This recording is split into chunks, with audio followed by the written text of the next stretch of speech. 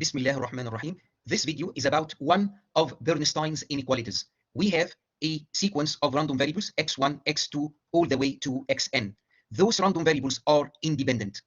For every I in the set 1, 2, all the way to n, xi has a finite second moment. And since the second moment is finite, the first moment is also finite. Moreover, the magnitude of xi for every I is less than or equal to big M, which is a positive real number. This happens with probability 1. So almost surely the magnitude of xi for every I is less than or equal to this strictly positive number M. We want to prove the following inequality. The inequality has this v squared. V squared is the sum of the second moments. The inequality says that for every strictly positive epsilon, the probability that the sum I from 1 to n of xi minus the first moment of xi, the probability that this summation exceeds epsilon is less than or equal to e to the minus epsilon squared. And then in the denominator, we have 2v squared. So 2 times the sum of the second moments plus 2/3 times m times epsilon. Epsilon is this epsilon here, and m is the bound on the magnitudes of the random variables. We start by applying the Chernoff bound. We have this probability of interest. The inequality will not be changed if we multiply both sides by a positive real number t. So we have t here multiplied by the summation and by epsilon. The function e to the alpha is strictly increasing in alpha, so we can exponentiate both sides. The inequality will be preserved and the probability is equal. Now, this exponential is positive, so we can employ Markov's inequality.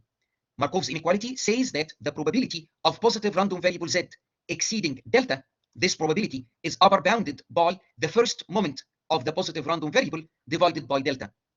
If we apply the Markov's inequality to this probability, the upper bound will be the expectation of this exponential.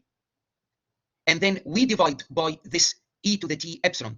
This gives us this factor e to the minus t epsilon. We can write down this product as e to the minus t epsilon plus epsi of t. Epsi of t is the natural logarithm of this expectation. Note that this is a valid upper bound for every t. So it is not bad if we hunt for the least upper bound by taking the infimum of this upper bound with respect to all positive t. Now we focus on epsi of t, which again is the logarithm of this expectation. We have a summation in the exponent, so this is the product of exponentials. The random variables that we have are assumed to be independent, so the expectation of the product is the product of expectations. The logarithm of the product is the sum of logarithms. Now here we have e to the t xi minus t expected value of xi. This is a constant. This term can be taken outside the expectation like this. The logarithm of the product of these two terms is the sum of the logarithms. This logarithm is minus t times the first moment of xi. And then we have the logarithm of the expectation of e to the power t xi. Now we employ our first inequality, which we will prove later. For every positive number z, we have that the natural logarithm of z is less than or equal to z minus 1. Equality if and only if z is equal to 1. We will apply this inequality to this logarithm. So the logarithm of the expectation of e to the t xi, this is less than or equal to the expectation itself minus 1. So this is the upper bound that we have. Now, let's do Taylor series expansion for this exponential. So this is summation k from 0 to infinity t times xi to the power k divided by the factorial of k. Let's isolate the terms corresponding to k equal to 0 or 1 or 2. So here we will have 1 plus txi plus 1/2, which is 1/2 factorial txi squared. And then we have the summation now starting from 3. Can we apply the expectation to this infinite summation here? Let's see. Can we apply the expectation to the infinite summation if we take magnitudes? Now this summation is e to the power the magnitude of t, the magnitude of xi. And this is the expectation that we have. Now, this is less than or equal to the expectation of e to the magnitude of t times m. Recall that for every I, the magnitude of xi is less than or equal to this positive real number m almost surely. So this expectation is less than the expectation in which we replace the magnitude of xi by m. Now, this is a finite number. Because this is a finite number, then by Fubini, we can take the expectation and apply it term by term. So here, by Fubini, we can take the expectation of 1, that's 1. The expectation of this term will be t times the expectation of xi. These two guys, after taking the expectation, will cancel these two guys. Then we have 1 over 2 t squared, the expectation of xi squared. The summation of the second moments is v squared. And so we have 1/2 times t squared times v squared. And then apply the expectation also term by term here. And the remaining part of our expression is summation I from 1 to n, that's from here. And then we have summation k from 3 to infinity, that's from here. And then we have t to the power k divided by k factorial. And then finally, we have the expectation of xi to the power k. Expectation of xi to the power k. K is greater than or equal to 3. We can split this k as k minus 2 plus 2. So this expectation is the expectation of xi to the power k minus 2 times xi squared. This is less than or equal to big M to the power k minus 2. And this can be taken outside the expectation.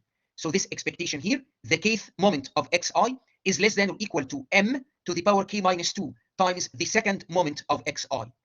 So this double sum here can be upper bounded by summation I from 1 to n. Then this t to the k can be split into t squared and t to the power k minus 2.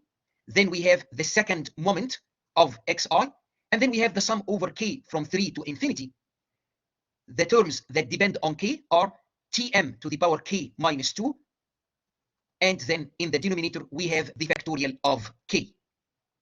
We will do a further step of upper bounding. For k greater than or equal to 3, we have 2 divided by the factorial of k is less than or equal to 1/3 to the power k minus 2. So this is the inequality that we use to upper bound this term here. Let's prove this via induction. If k is equal to 3, the left-hand side is 2 divided by the factorial of 3, which is 6. So the left-hand side is 1/3. If k is equal to 3, the right-hand side is also 1/3. Now suppose that for some j greater than or equal to 3, 2 divided by j factorial is less than or equal to 1/3 to the power j minus 2. Let's examine 2 divided by the factorial of j plus 1. Write down this factorial as j plus 1 times the factorial of j. From our induction assumption, 2 divided by the factorial of j is upper bounded by 1/3 to the power j minus 2. And then we have here 1/j plus 1. But j is greater than or equal to 3. So j plus 1 is greater than or equal to 4. So 1/j plus 1 is less than or equal to 1/4, which is strictly less than 1/3. So this 1/j plus 1 is less than 1/3. We can combine this with this, and now we have 1/3 to the power j minus 1. So if this is true, if we increase j on both sides by 1, the inequality is preserved. So by induction, this inequality is true. This inequality means that 1 over the factorial of k is less than or equal to 1/2 times 1/3 to the power k minus 2. We use this here to upper bound 1 over the factorial of k. This is our upper bound now on this double sum. In the summation with respect to k, we have a geometric series. And it is a convergent geometric series if this ratio, tm divided by 3, is strictly less than 1. So if tm over 3 is less than 1, then actually this summation is finite. And it is equal to tm over 3 to the power 3 minus 2, which is 1, divided by 1 minus the ratio of the geometric series, which is tm over 3. Note that this summation here of the second moments is v squared. So if this inequality is true, then this double sum here is upper bounded by 1/2 times t squared times v squared times tm over 3 divided by 1 minus tm over 3. And let's not forget this guy here. These two terms are the upper bound on psi of t. And we can combine these two terms as 1/2 t squared v squared divided by 1 minus tm over 3. We are interested in minimizing this exponential over positive t. Now this psi of t is upper bounded by 1/2 t squared v squared divided by 1 minus tm over 3, with the assumption that tm over 3 is less than 1. So to minimize this exponential, we want to minimize this exponent. We want to minimize over positive t such that tm over 3 is less than 1, the quantity 1/2 t squared v squared over 1 minus tm over 3 minus t epsilon. Let's rewrite our minimization problem using alpha. And alpha here is 1 minus tm over 3. If tm over 3 is a number between 0 and 1, then 1 minus tm over 3, which is alpha, is also between 0 and 1. Replace each t in this expression by 3 over m1 minus alpha. So this is what we want to minimize with respect to alpha between 0 and 1. Expand this square, and the function to be minimized can be written as some constant times alpha plus some constant times 1 over alpha. And here we have a constant that does not depend on alpha. Again, just write this down as 1 minus 2 alpha plus alpha squared. This is divided by alpha, so we'll get 1 alpha, and then we will get alpha squared over alpha, which is alpha, and then we have minus 2. And from here we have the constant minus 3 epsilon over m, and we have a term that is linear in alpha. We have again a term that is a positive constant times alpha, plus a term that is a positive constant divided by alpha, and then a term that is alpha independent. To minimize this quantity, let's apply the arithmetic mean geometric mean inequality. If a, b are non-negative numbers, then a plus b over 2 is greater than or equal to square root of ab. So the arithmetic mean is greater than or equal to the geometric mean, which means that the sum is greater than or equal to double square root of the product. So let's apply this idea here. These two terms are greater than or equal to 2 times the square root, and then we multiply the two terms. And when we do the multiplication, alpha times 1 over alpha is 1. So the product becomes now independent of alpha. And then we have this term which does not contain any alpha. So this is in fact the lower bound that we have. But what is the value of alpha that achieves this minimum value? The arithmetic mean geometric mean inequality tells us that we have equality if and only if, so equality if and only if a is equal to b. In our case here, we have equality if and only if this term is exactly equal to that term. We have 9 over 2 v squared over m squared plus 3 epsilon over m alpha. To get the lower bound, this should be equal to 9 over 2 v squared over m squared 1 over alpha. Move this to the other side, and so we have alpha squared equal to 9v squared over 2m squared divided by this bracket. Alpha itself will be the square root of this number. Note that this value of alpha is between 0 and 1. We are actually solving a constraint minimization problem because alpha is in this open interval between 0 and 1. We applied the arithmetic mean geometric mean inequality without paying attention to the constraint. But luckily for us, the value of alpha that achieves the minimum is indeed between 0 and 1. This is the minimum value after rewriting it. The probability of interest is upper bounded by, now we have e to the power, and then we can put here the minimum value that we have obtained after employing the arithmetic mean geometric mean inequality. So this is the upper bound. As we can see, the upper bound depends on epsilon, which is this positive number that we put here, and this inequality is true for every positive epsilon. Also here we find the sum of the second moments, and we have m, which is the bound on the random variables. Recall that the magnitude of xi is less than or equal to m, and this is true for every I, and this is almost surely.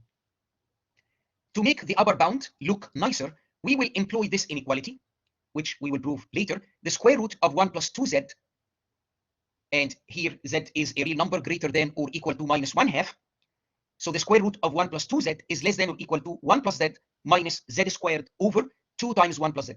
We will apply this to this square root that we have here. Note that we have the square root multiplied by a positive number. We have v squared 3 over m squared and then the square root.